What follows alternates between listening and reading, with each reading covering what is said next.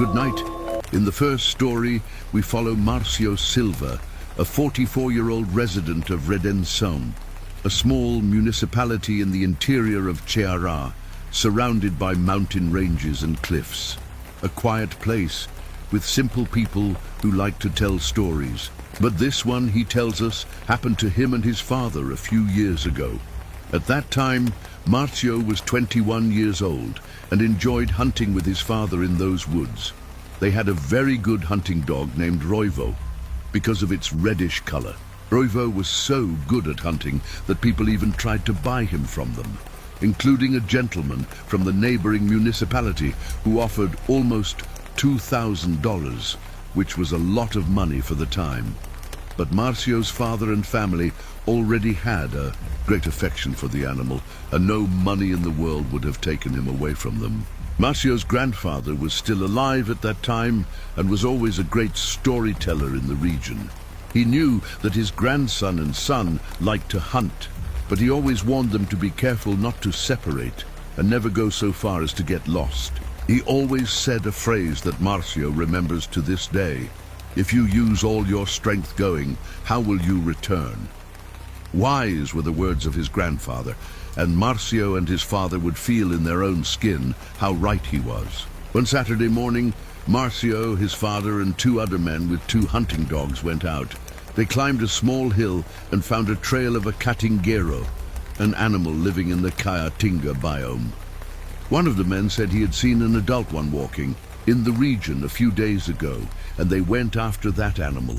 The dogs went ahead, trying to find the scent of the creature, and they followed closely behind, tracking the barks. And they ended up going a little too far from what they were used to.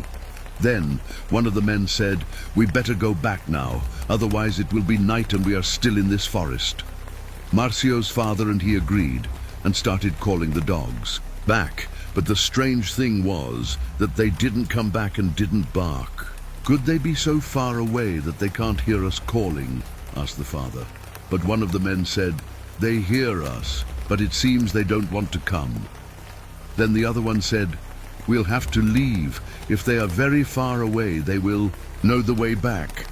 So they started walking, already knowing that it would soon be night, and without the dogs and without sunlight, the care would have to be doubled.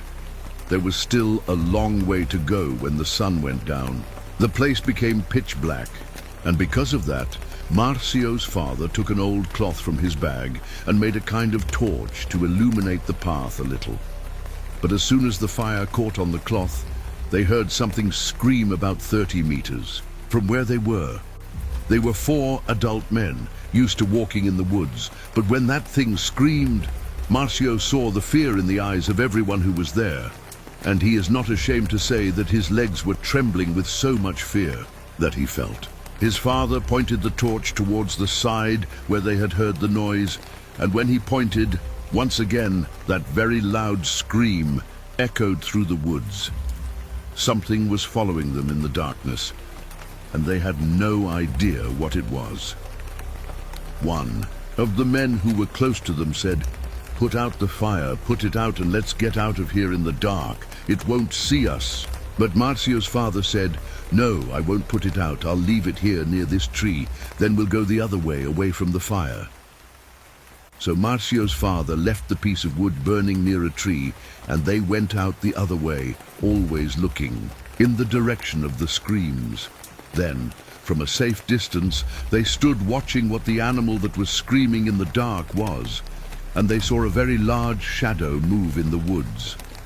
The aura came out of the shadows and approached the fire, almost extinguishing it. They saw what it was. It looked like a very strong and tall man, with dark skin, with a very strange face. He bent down and started throwing dirt on the fire until it went out. Then they took their weapons and prepared for the worst. They started walking very slowly again. It was making noises, hoping they would run, but Marcio's father said, "Don't run, don't scream, and don't shoot. It doesn't know where we are. It's doing this to find out where we are and attack us in the dark. We will never hit it with a shot." They kept walking slowly that night, and every time the creature made any noise, they froze without moving a finger, because any noise the creature could hear When they finally got out of the woods and saw the road, they ran as fast as they could until they got home.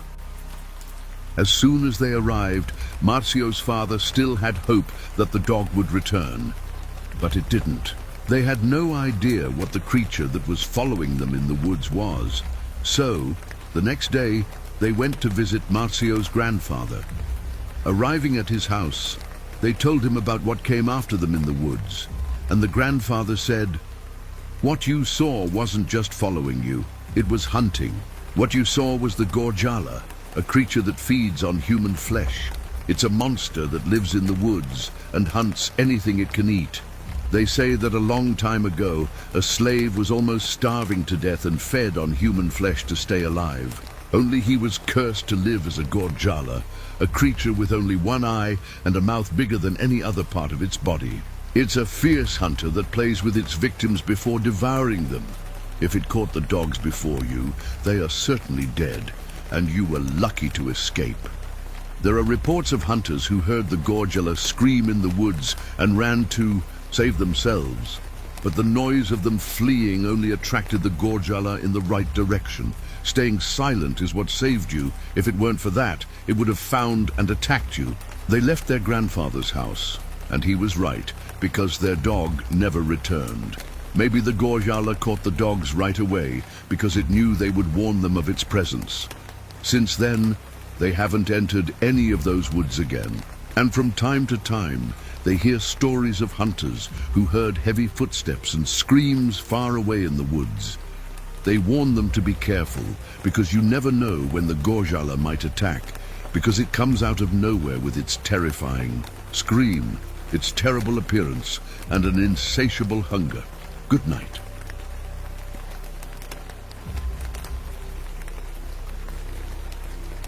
Good night. Before I start my account, I'd like to ask you a question. Have you ever stopped to think that all those legends about creatures that appear at night or hauntings that scare people could be real and not just the product of a fertile imagination? My name is Rubens Moreira. I am 41 years old today, and I live in a small municipality in the interior of Bahia, where some things that were only seen years ago are still quite common here, such as sitting on the sidewalk in the late afternoon, raising birds, riding in a cart, fishing on Sundays, and having a small farm to harvest corn in the winter. It's still possible to see simple people who don't spend 24 hours in front of a TV or on the internet with a cell phone in their hands. The children here still make little fields to play soccer and fly kites, and the girls play house with old cardboard boxes. Much of this hasn't been lost yet, and the older people still tell stories at family gatherings about times when strange things happened on the roads. My uncle, Luis Moreira, is one of those who tells the most stories about these scary things, and I will tell one of them here for you, about the time he disobeyed my grandmother and went to a party even though she warned him not to go. So stay with my Uncle Luis and the monster on the road. I was a young man back then, and it was always very quiet here. There was never anything going on, and early in the evening everything was already closed and everyone was in their homes.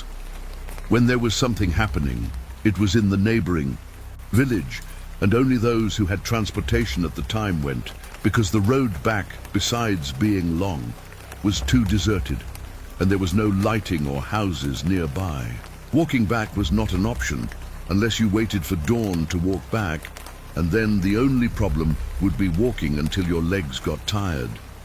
Once, people were talking about a very big party that would take place in the neighboring village, which would last until dawn, and everyone around here started figuring out how to go, and I went too. But when I got home, my mother started saying that she was having a bad feeling about me and asked me not to go, that I would go to another party, but I said no, that I would go to this one because I never went anywhere, and that on the only night that something would be happening, I would stay home because of a bad feeling. I got ready and went with some friends who I don't know how had gotten a ride with a man who had a car. The trip there was peaceful, and since the party would only end in the morning, We would just walk back anyway if necessary, as there would be no danger. When we arrived, there were already many people there, and it was the liveliest party I had ever seen. Until around 1 in the morning, I sat down in a chair and didn't get up from there anymore. I felt a weight in my legs and started wanting to go home. I couldn't stand the noise and all those people around me anymore. I left the club, leaving my friends there, and sat on the sidewalk outside, where there were several people too. I got up again and started walking away little by little until I reached some small houses where there were those wooden benches like the ones in squares. And there I lay down. I saw everything spinning. I was sweating non-stop. I never used to drink, so I didn't know why I was feeling like that. I got up and started walking towards home without even worrying about the dangers of the road. And that was my worst mistake. I kept getting further and further away from where the club was, and the sound of the music kept getting more and more distant. I can't explain what I was feeling, but just not hearing all that noise anymore was already making me feel much better. I continued walking until the only sound I heard was that of my footsteps on the dirt ground and the cold wind passing by my ears. I wasn't scared or anything like that, but something told me to be careful. It was a voice in my head that wouldn't stop saying, "Pick up anything from the ground that you can defend yourself with. It can be anything." Further ahead, I saw a small tree fallen on the ground, and I picked up one of the thicker branches and broke it by forcing it with my leg. Then I held it and already felt safer. In a certain part of the road there was some grass that was more or less tall and made a noise because of the wind. And in that grass, I heard something scream. At that moment I stopped and didn't move anymore because I didn't know what the thing that had screamed was. Then once again I heard the scream and saw the grass lowering and something coming out of it. I saw a big wild boar come out, rooting around in the ground and eating things. From afar, I could hear it chewing the small stones that went along with the things it was eating. I took a few steps to hide and saw that wild boar get up and look towards where I was, trying to see me, but a pig doesn't do that. That's when I noticed that its arms and legs were those of a person. Even though dirty and robust, it was indeed a person. But its head was that of a big pig, and it made the same noises that a big wild boar makes when forcing the earth in search of food. I was alone and didn't even want to imagine what would happen to me if that thing saw me. On the side of the road there was a kind of embankment that went down into a pile of grass. I crouched down and crawled to that place and stayed hidden. There, with only my head outside looking at the monster further ahead, half man and half pig. I wasn't seeing things. It was right there in front of me, and I didn't want to be seen for anything in this world. I spent that whole night hidden, and only when dawn broke did I leave my hiding place. I walked back home, and when I arrived, I told my mother what had happened to me, and she said, "I didn't sleep at all tonight, praying for God to protect you from evil. Thank God you are alive. Have you thought about what would have happened if that demon had seen you there?" Karma. Days later I talked to my friends who had gone to the party with me, and one of them, who had relatives in that village, told me a legend about a man who was cursed by a priest many years ago. It says that one day a very injured woman arrived at the church, and the priest, when he saw her, took care of her wounds and asked who had done that to her.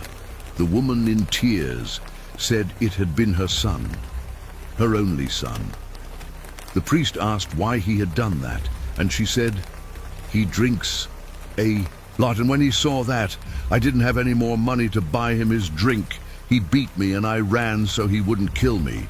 The priest then told the woman that she would live in the rectory with him, and her son wouldn't beat her there anymore. When the son came after his mother, the priest cast a curse on him that said, "Cursed be your days here on earth, and may you live like a pig, since as a human you have failed." They say that after the priest said that, the man disappeared and was never seen again, but on some nights people saw a monster with the head of a pig running on the roads, looking for food. They said it was the son who had been cursed by the A priest to wander the earth with a body half human and half animal. I think that was who you saw, and you were lucky to be here telling the story. I learned that we should not doubt a mother's premonitions, and that we should listen to her even if we think we are right. I needed to see what I saw to understand that a mother's advice saves lives, and I almost lost mine that night for being a disobedient son. There was a monster on the road, and it miraculously didn't see me. If it weren't for my mother's prayers, the worst would have happened. Listen to your mothers and prolong your days on this earth. With that said, good night.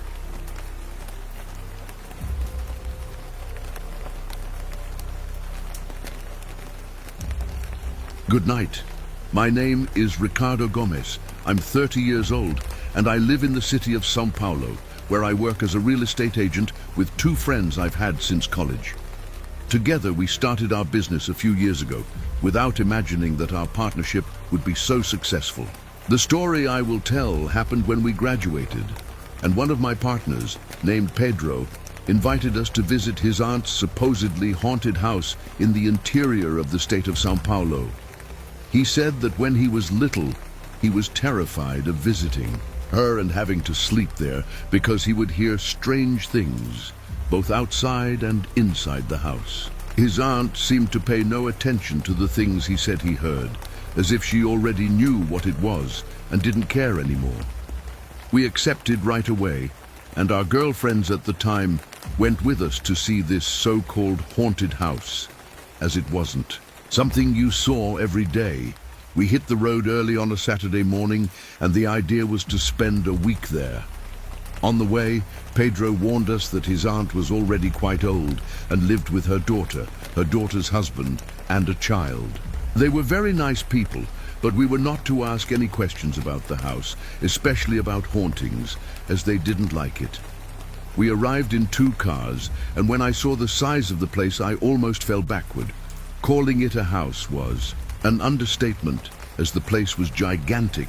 One of those old and very well-kept mansions stood before us, and it was no wonder Pedro said he heard strange things there, as it must have been at least 100 years old. We entered and were greeted by Pedro's relatives, very kind people who showed us the rooms where we would be staying. The place was very clean. Everything was well organized, and it made me feel like I was in Brazil in the 1900s. We ate, and Pedro went to show us some places he used to go when he was a child. But we didn't stay long, as it was almost night, and we soon returned to rest. The lady of the house was called Eleonora, and was in her 70s, but she was one of those elderly people full of life, and she told us about the house and how she had met her late husband. The house was an inheritance passed down from father to son and was built with great effort. They weren't rich, and contrary to what one might think, it wasn't built all at once. It took many years to become what we saw. After dinner, we went to the room, and Pedro began to tell us about the things he heard outside, but he spoke very calmly, as if they were things of the past, things a child scared of the dark would imagine. We laughed a lot at the stories told, and late at night we went to sleep, each couple in their own room. In the house there was a hallway where the rooms without bathrooms were located. If you wanted to go, you had to leave your room and walk to the end of the hallway, where the bathroom was. Around 3 in the morning, my girlfriend at the time, Carla, woke me up asking me to go to the bathroom with her, and I went. She went in, and I sat down in a chair in the kitchen waiting for her to come out. Only the lights in the kitchen and the bathroom were on, and we had to go through the living room to get back to the hallway of the rooms. But it was dark there, and only the faint moonlight from outside came through the window panes. I was sitting, scratching my beard, when I looked over there and saw 2 giant eyes staring at me in the dark. At that moment, I stood up so fast that the chair I was in flipped backward and fell to the floor. My girlfriend opened the bathroom door, asking what had happened, and I ran to the living room and turned on the light there, but I didn't see anything, just the living room full of old paintings and antique furniture. We went back to the room, and already in bed I told her what I'd seen, but my girlfriend reassured me, saying that I must have been impressed by Pedro's stories and imagined things.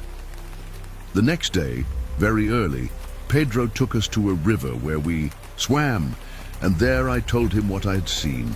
He told me to let it go, that the things he saw were from when he was a child, and I ended up letting it go. The following night, we went out to eat at one of those bars where the chairs and tables are on the sidewalk, and there was live music playing, and we stayed until it closed. On the way back, we entered trying not to make any noise, and in the room, I go out and go to the bathroom alone. Already returning, I turn off the kitchen light and have a feeling that someone is sitting on the living room sofa in the dark. I ran and turned on the light, but there was no one there. I was imagining things where there were none, and I went back to my room.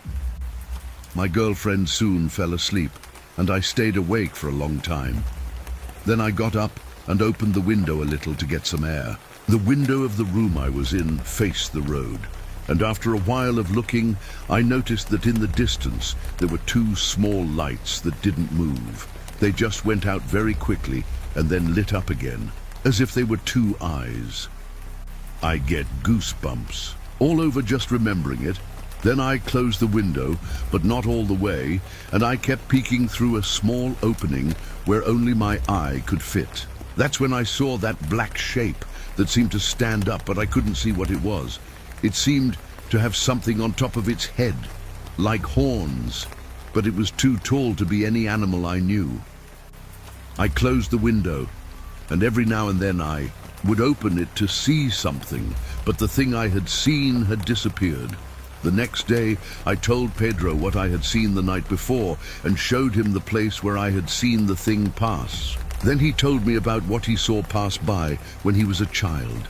I was about 11 years old at the time, and after everything I thought that what I thought I had seen was really just a child's imagination. But you saw it too. See that window? That was the room I slept in, and it was from there that I saw the same thing you saw last night, only I didn't see it as a big shadow. I saw very well what it was. First, I saw it from far away coming. Then it passed right in front of here, and it looked like a big black goat with pointed horns. But it didn't run or walk on all fours. It walked on its hind legs. That night I saw it. I was so scared that I went to sleep in my parents' room, and I don't know why. The next day I thought it had been a nightmare. It was as if my mind had used that to make me feel okay and stop imagining things. One night, I was in the living room and ended up falling asleep on the sofa, and I woke up a few hours later with a sheet over me. Then I sat up, still a bit groggy, and when I looked at the windows that have a glass part, there was a shadow of a horned creature standing on the other side. I hid and lay down on the floor, and only saw the hooves of the thing walking outside from under the door. I was so scared that I couldn't move. Then I screamed when the light came on, and it was my mother asking what I was doing lying on the floor in the dark. I never told them what I had seen, and since then I think this house is haunted. I never thought anyone else would see what I saw that night. We spent a few more days there, but I didn't see anything else, and neither did those who were with me. Despite the strange things, the place was very pleasant, and the people in the house too, but I know that something is hidden there. No one told me I saw it, and if I hadn't seen it with my own eyes, I would think it was just another story that these people tell about monsters. Good night.